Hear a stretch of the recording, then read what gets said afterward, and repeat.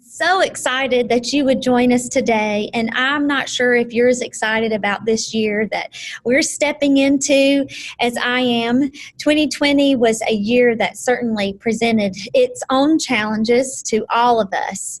But I'm really anticipating that God will do great things for us in the year 2021. And we can look back on 2020 and be sad and depressed, or we can think about some of the positive things that happened during that year and dwell on those and take maybe some of the good habits that we formed into 2021 with us and make this the greatest year yet. But I'm so excited that you joined us today. My name is Candy Williams, and my husband is the lead pastor here at Southside Church. And my heart goes out to the ladies that are in our church and in our community.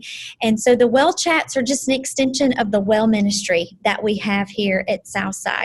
And we just really want this time to be conversations with different ladies who are in my life that I know, that I love and admire, and I know they're going to have lots of nuggets of wisdom to share with you.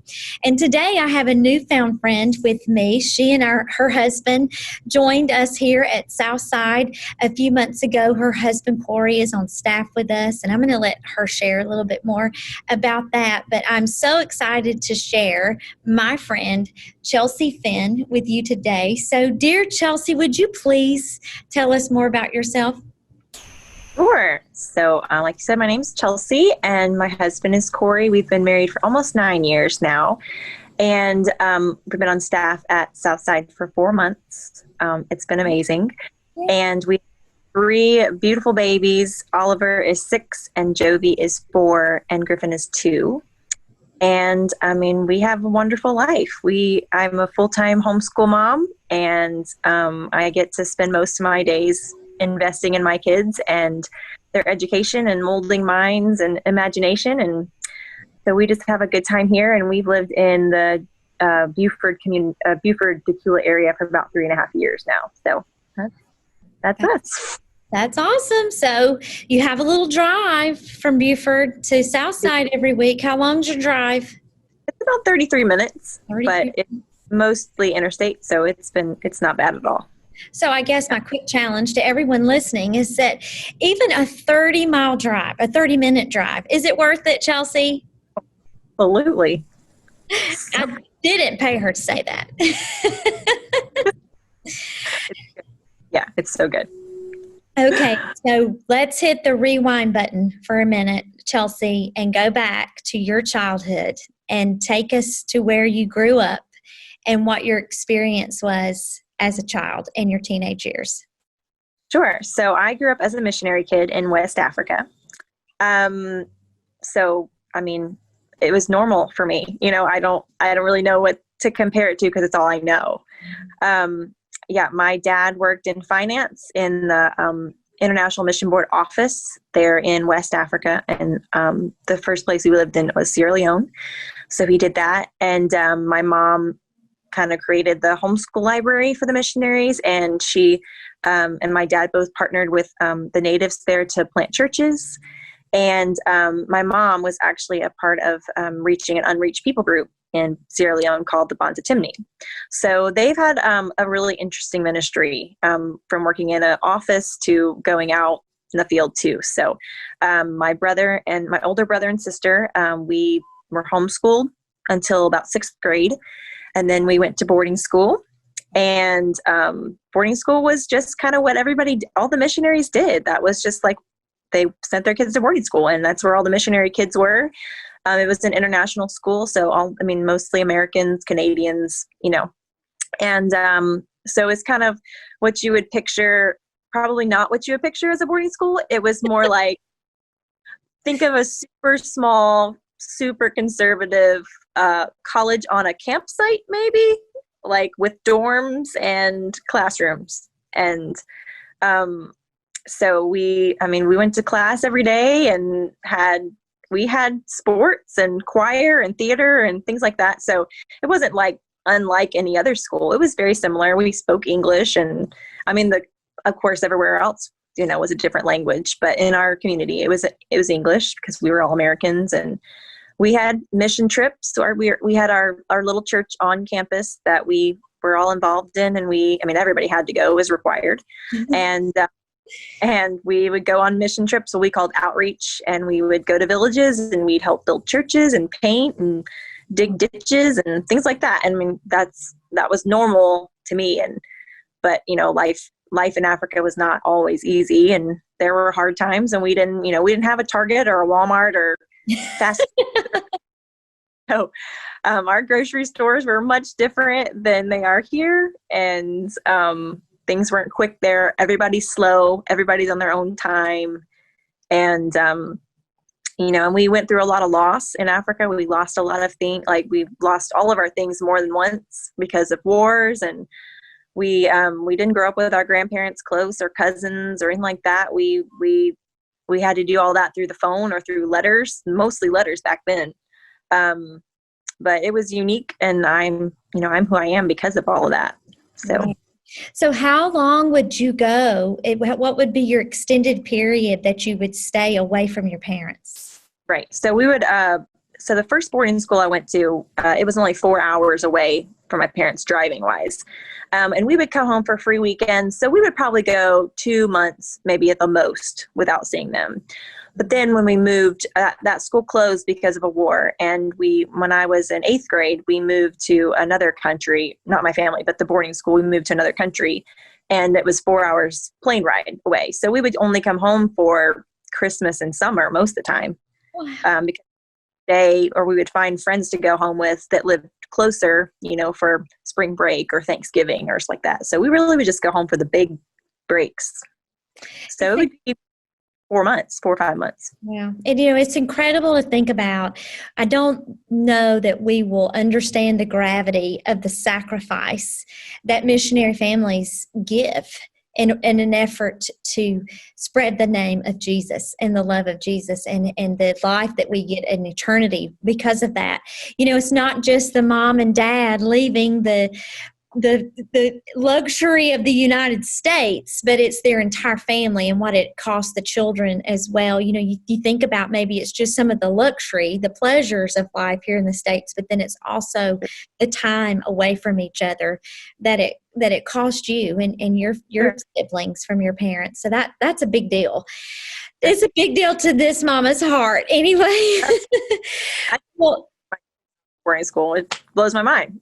It's crazy. And think about sending your babies away to a school. That is just it's hard to imagine, for sure.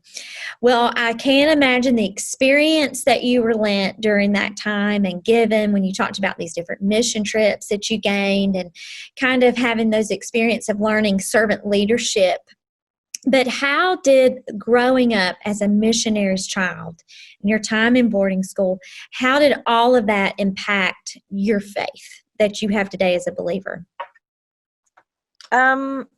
So, I became a believer at a very young age, and I really can't even remember a time that I didn't believe in Jesus. And I think a lot of that is because I grew up with a tangible, I saw miracles. I felt God's presence so many times. He was so tangible to me as a young kid that it wasn't a question. Do I believe? Well, yeah, I believe. It's how much, how much am I going to trust him?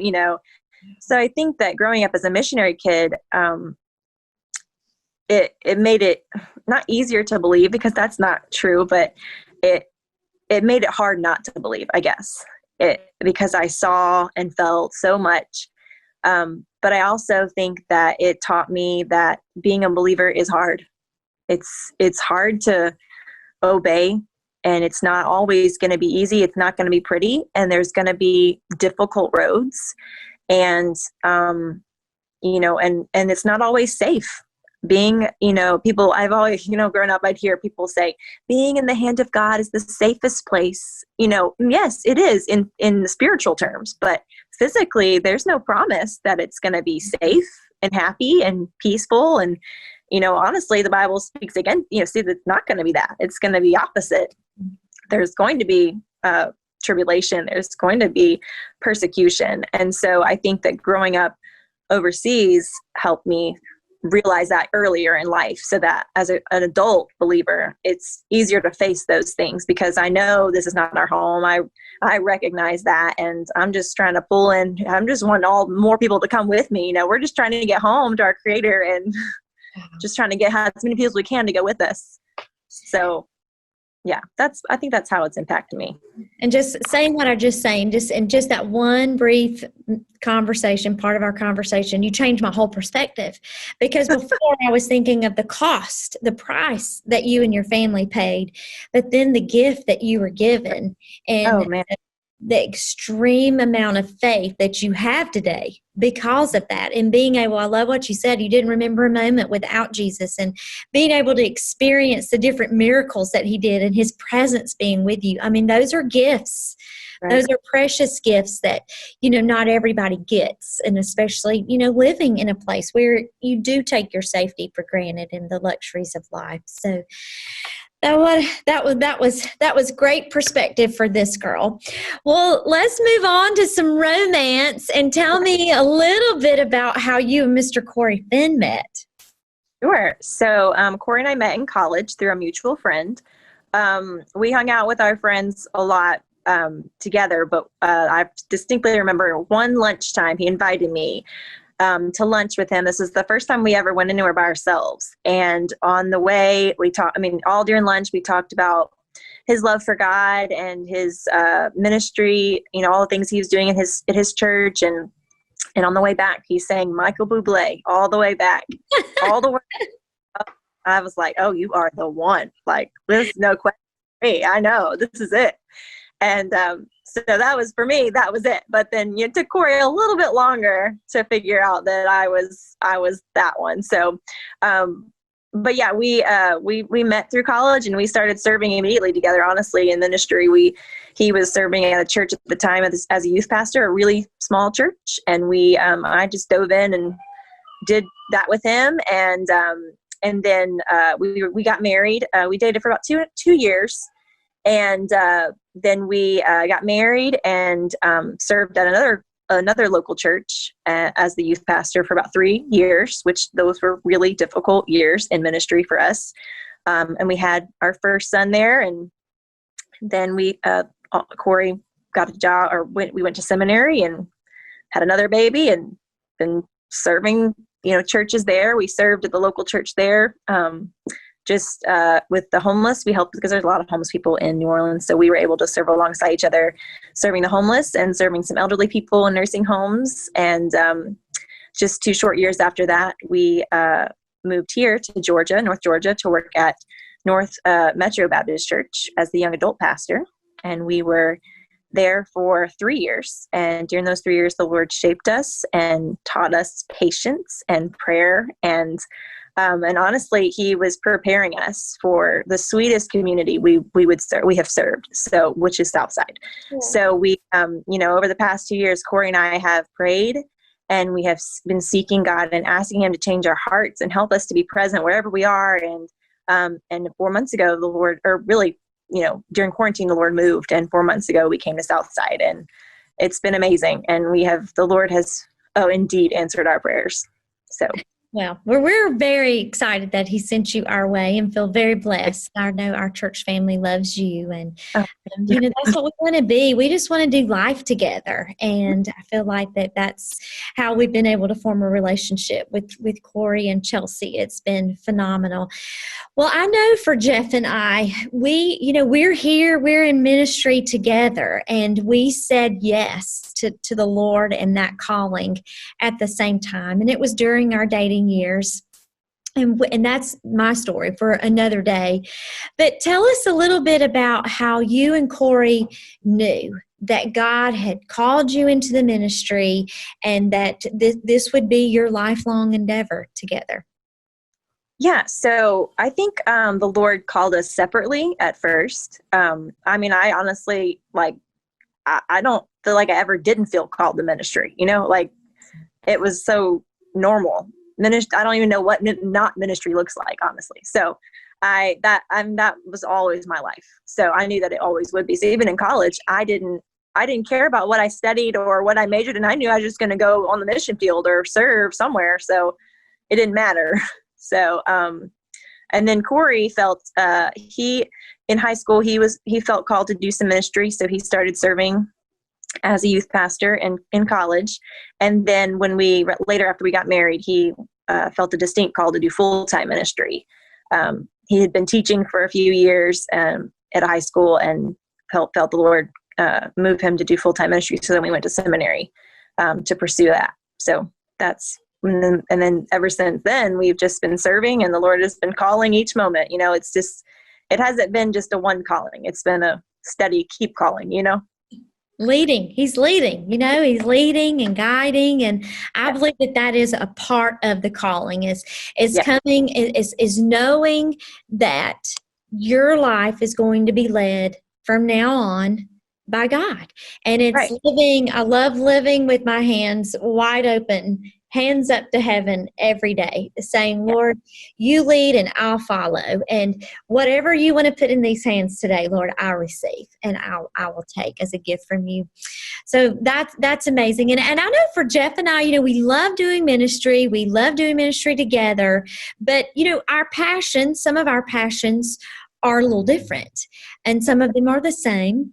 But I want to hear what sets Chelsea Finn's heart on fire. Like, what are your passions in ministry that you desire to live out?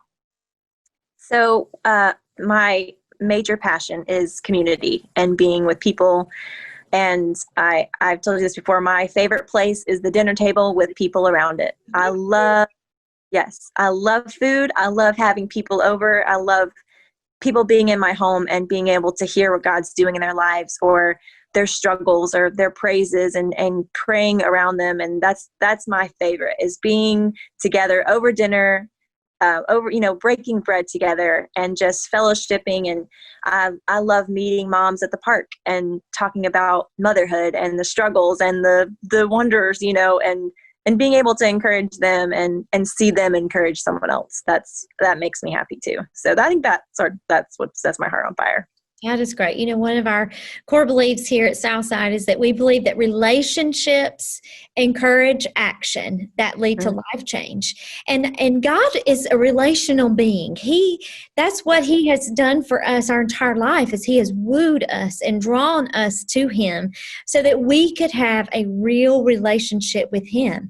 And when we're in a relationship with Him, our life changes. It becomes to a place where it looks more like Him day after day after day. And I believe that that's how He wants us to live life here on earth, is to be relational with people doing life like we are. And we sharpen each other. Chelsea Finn sharpens me. And I am so grateful to have you in my life and to be able to do life with you. And I think you're an incredible wife. I think you're a phenomenal mother. And just making the decision to be, one of the sole influencers in your children's lives in such these formative years. And I had a doctor when Ansley was young. Her name was Dr. Denmark. And she said, if you want to raise a Williams, you're going to have to be the one to be with her. And so, I would say the same to everyone out there. Whatever your last name is, if that is the child that you want to raise to carry on your name, then you've got to spend time with them.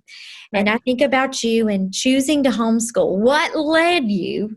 Some people think you're crazy, Chelsea. I used to homeschool, so I don't think you're crazy. I think it's amazing. And I asked my kids just yesterday, they were getting ready to go back to school. I said, so do you really want to go back? Because I'd bring them back home in a minute. But tell us what led to that decision for you to keep them at home and homeschool them. Well, I worked in the school system for 1 year and hated every minute of it. So teachers, teacher friends, you are like in the war zone, and I don't know how they do. You're amazing. And that's a calling for sure, Yeah. So, and now I knew that there were so many flaws in the school system that I didn't agree with. And I didn't like what I saw. And, that didn't really make me make my decision, but it made me think about homeschooling. That's where the first thought came in. I said, I didn't have kids at the time. And so I thought, well, it wouldn't be so bad to try that. And then after I had kids, I started wanting to be, I wanted to be a part of that education. And I also didn't want to let them go anywhere because I love them and I like being around them, and I can't imagine being away from them all day. Like, that drives me crazy. So when we moved here, we went to our North Metros had a church, had a little preschool, and so I sent Oliver there, and it was just from 9 to 1. I cried a lot. I was like, he is not here. There is something missing, you know.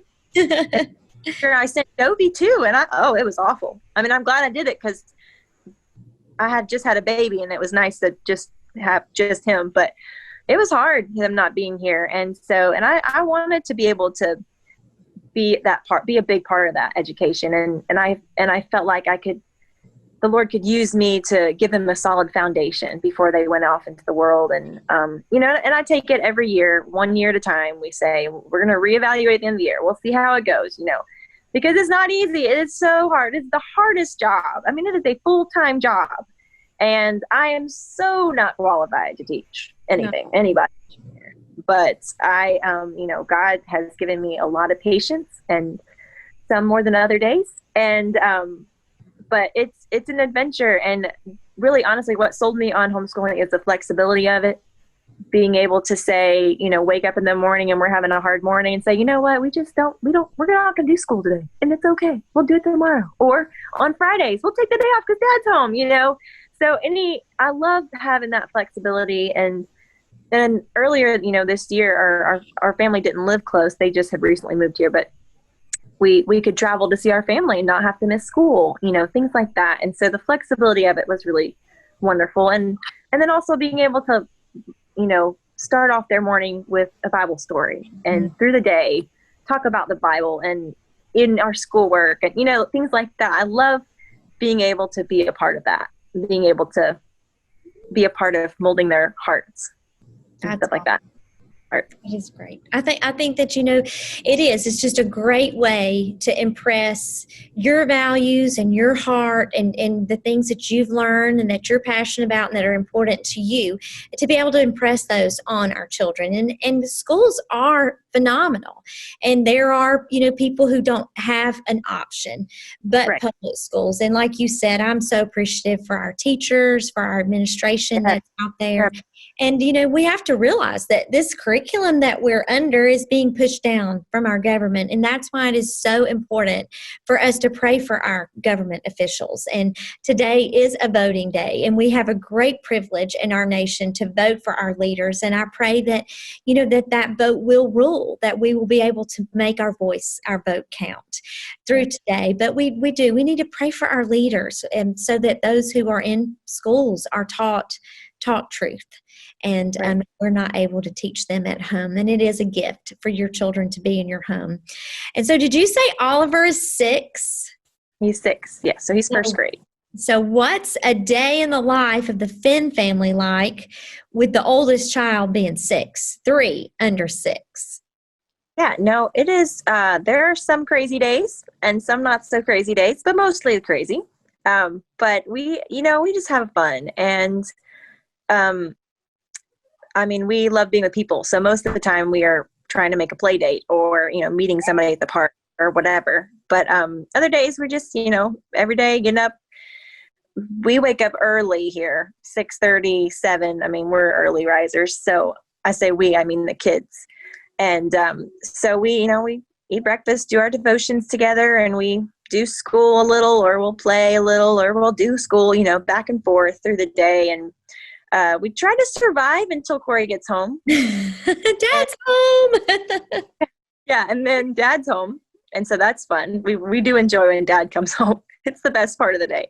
And then, we have a routine, or our bedtime routine is very short, but it is the longest part of our day. Bedtime is the longest part of the day and the most frustrating part of the day too. So, but I don't know where we went wrong there. So it's crazy. But then, Corey and I usually wind down the evening together, spending it together. We usually, watch a show, or we'll have friends over. Sometimes friends come over after the kids go to bed, because that's sometimes easier. We can visit or play a game or whatever, eat. So that's kind of our day, balancing life. That is great. That is awesome. Well, so Chelsea, I know that you're probably among a host of other young mommies that are out there that are raising their kids, and your day feels like it gets a little like a crazy hair day sometimes.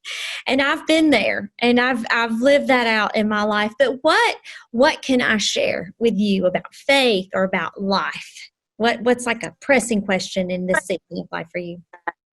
Yes, I need your advice on this. Some questions. So I, as a mom, lose myself in my motherhood, lose my identity in my motherhood, and I don't recognize self-care very often. That's not something that I do a lot. I know it's important, but don't do a lot. So can you share with me maybe like how you self-care, and how do you not lose who Candy is and who your dreams and things like that? Like, how do you do that? That's awesome. Well, I love God's word. Can I just say that really quick? And I love how we're walking through the Bible. We're starting in Genesis here at Southside, and we're going to read through the Old Testament. But how quickly in Genesis were we reminded that God created everything in existence in 6 days, and then he rested. He took a whole day to rest.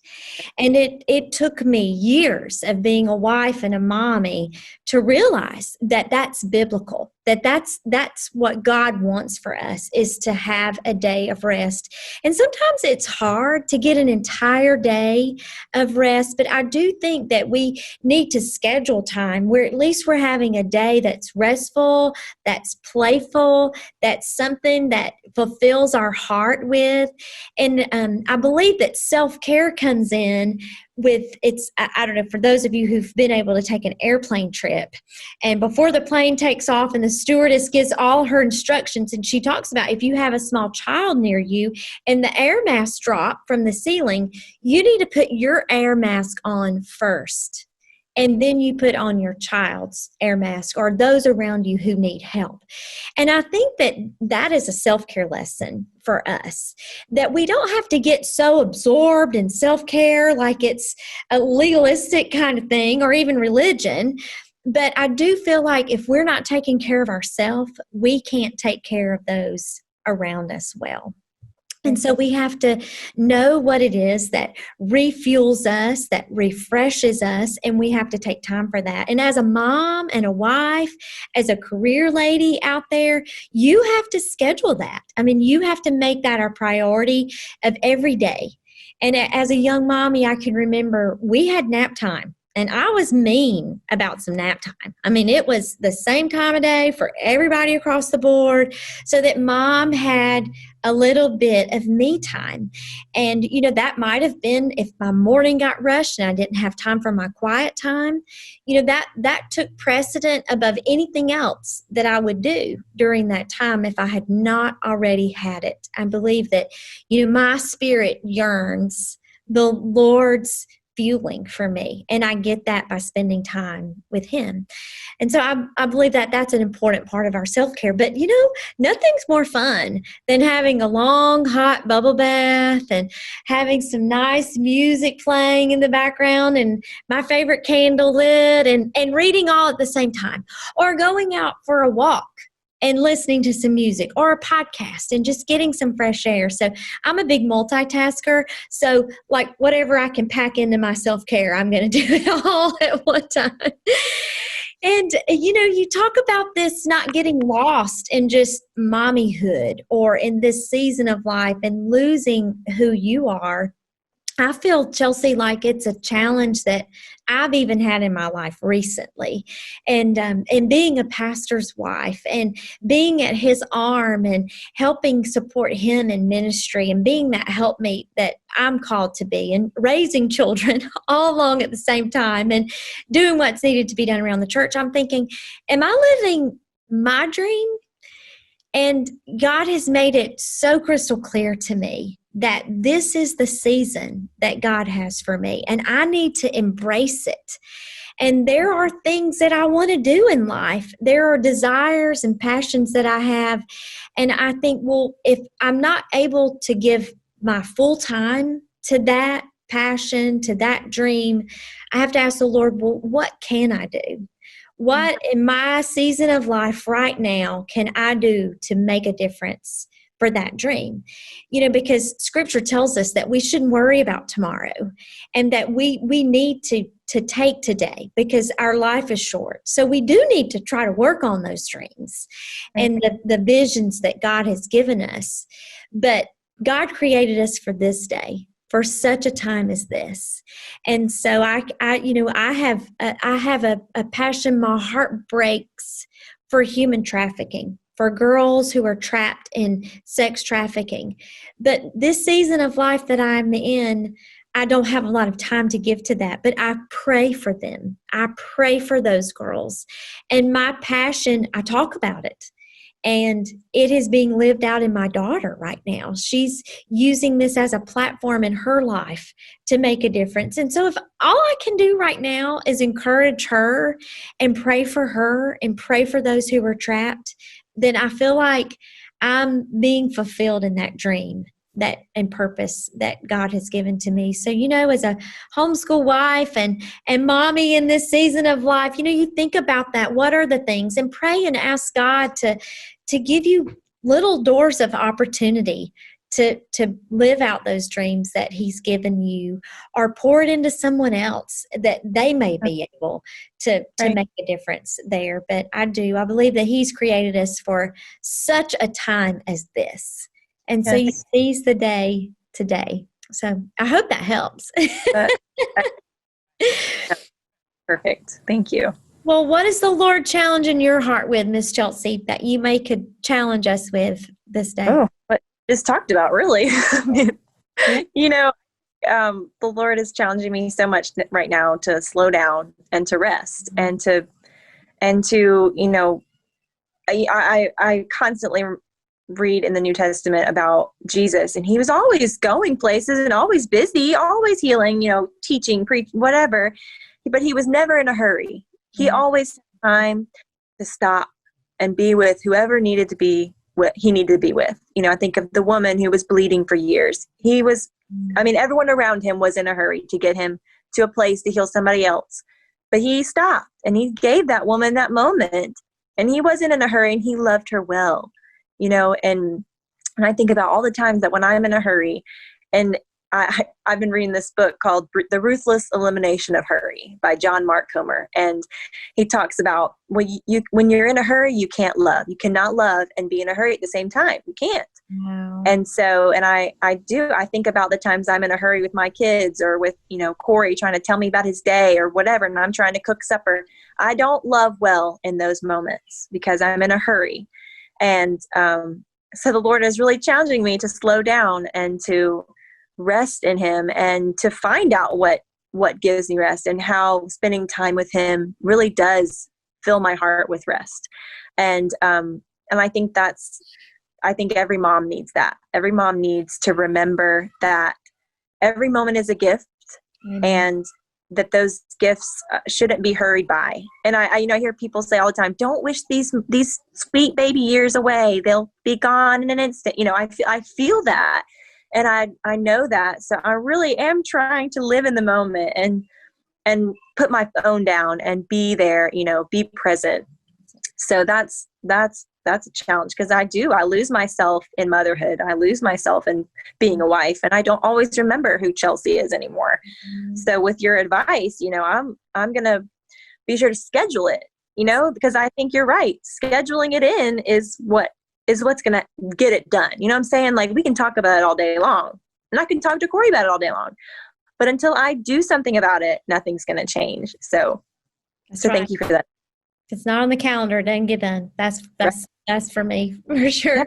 Well, I appreciate that challenge on not hurrying, to slow down and be present. What a word to our friends today. And we're just so grateful that you joined us today. And I pray that you have a moment to just slow down and be quiet and be still and let the Lord love your heart. But thank you for joining us. Have a great week. Thanks for joining the Well Chat. Bye-bye.